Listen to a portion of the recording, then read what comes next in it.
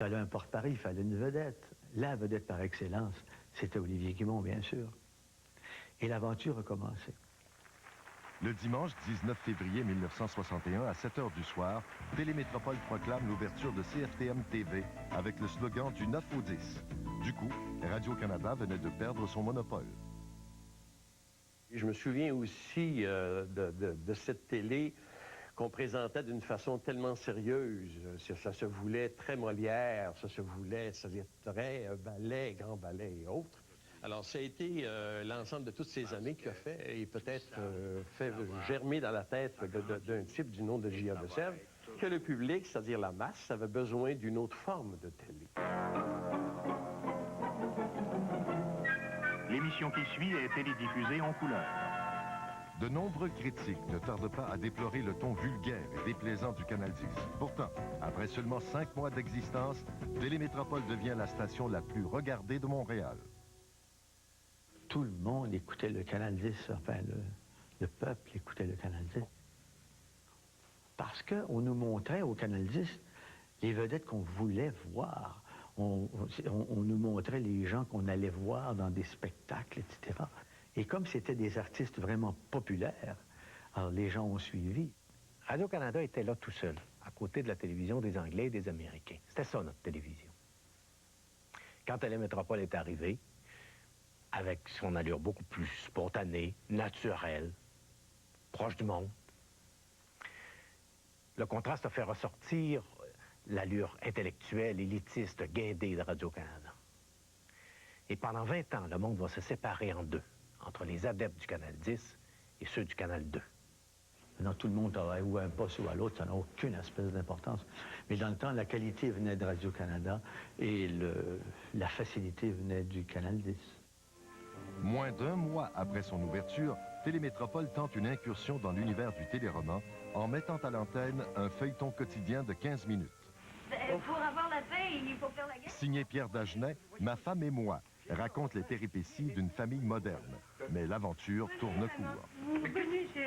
Ils ont essayé de la faire aux 2 jours, ils ont essayé de la faire à la semaine, mais là c'était tellement difficile, c'est que personne n'avait vraiment l'expérience. C'était difficile pour eux de se plonger, parce que le téléroman, c'est pas une sinécure. Hein. Cré Basile est arrivé au début des années 60. C'était audacieux à l'époque de penser à ça. C'était les Honeymooners, des Jackie Gleason, mais des Honeymooners qui nous ressemblaient à nous, qui parlaient notre langage à nous. Radio-Canada domine toujours grâce à ses téléromans. Mais en septembre 1965, Télémétropole revient à la charge avec Cré Basile, la toute première comédie de situation de l'histoire de la télévision. En quelques semaines, Les mésaventures de Basile Lebrun, écrite par Marcel Gamache et réalisée par Pierre Sainte-Marie, rafle les meilleurs codes d'écoute. Il me reste presque plus d'argent. Je ne peux pas te prêter mon disque. Ah oui, le disque que je t'ai prêté? Non. Ben oui, est-ce que tu m'as donné? Basile, c'était un plombier, Basile. Donc, un journalier, comme ça, qui avait un patron, à qui il avait à rendre des comptes. Il y avait une femme, qui était Béatrice Picard. Il y avait son ami qui était Denis Drouin et sa femme, Colombe. Et qui était son ami, mais qui était toujours cassé, qui empruntait toujours un disque, puis de qui il abusait tout le temps.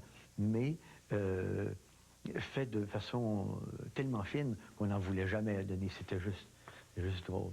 Et il rencontrait les problèmes de tous les jours. Il rencontrait les problèmes qu'on rencontre nous-mêmes aussi. Et là, on se reconnaissait. Et c'est ça qui était formidable. C'est que Robert L'Herbier a pensé à aller chercher des gens de talent. Il a pensé à aller chercher des gens de talent comme Olivier. Il a pensé à aller chercher des gens de talent comme Denis Drouin. Venir greffer Béatrice Picard, qui jouait la femme d'Olivier, Alice, dans Cré Basile. Amulette Garneau, qui aussi est une comédienne extraordinaire, c'est-à-dire qui jouait la femme de Denis Drouin.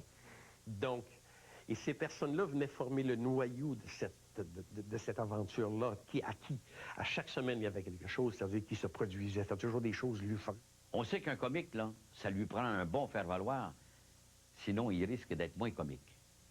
Un des meilleurs, d'après moi, faire-valoir qu'on avait à Montréal à l'époque était Denis Drouin. Il faisait faire à Olivier ce qu'il voulait.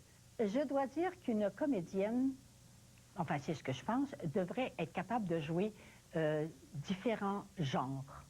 Autant la comédie que le drame, autant un classique qu'un boulevard. Et c'est pour ça que j'ai toujours accepté qu'on joue du Gamache, et cela dit sans être péjoratif, parce que je trouve qu'il avait ce don de comédie de situation que de jouer du Germaine Guèvremont, par exemple. C'est important. C'était des gens complètement différents, sinon à l'opposé. Inspiré par la tradition du burlesque de scène, Cré Basile va donner le ton à de nombreuses autres comédies de situation qui marqueront la personnalité de Télémétropole. Marcel avait pensé à un personnage qui s'appelait Symphorien, qui était le cousin de Basile, qui avait 14 enfants. Bon, il venait une fois, c'était fini après. Mais il a connu un succès formidable tout de suite. Alors Marcel Gamache, quelques semaines plus tard, a dit qu'il faut ramener le personnage. Et quand Cré Basile s'est arrêté et que Olivier Guimond s'est dirigé vers Radio-Canada, Marcel Gamache a écrit une suite, c'est-à-dire l'émission qui s'appelait Symphorien. Une bonne comédie de situation, c'est celle qui s'applique à la comédie humaine, mais qui, avec un auteur qui sait caricaturer. Et je pense que Marcel Gamache savait comment caricaturer. Et c'était sa façon à lui de le faire, et c'était vraiment sa façon à lui de pouvoir travailler et de pouvoir placer l'accent sur l'ensemble, c'est-à-dire du comique et des gens qui l'entouraient.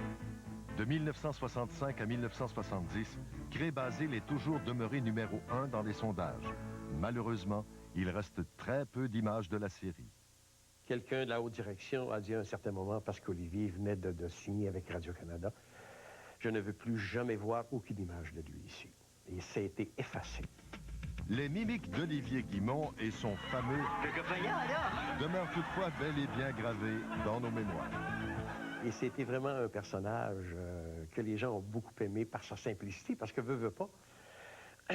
Olivier savait transmettre à l'intérieur, c'est-à-dire du personnage de Basile, toute sa simplicité, sa bonté, puis son côté candide qu'il a toujours véhiculé.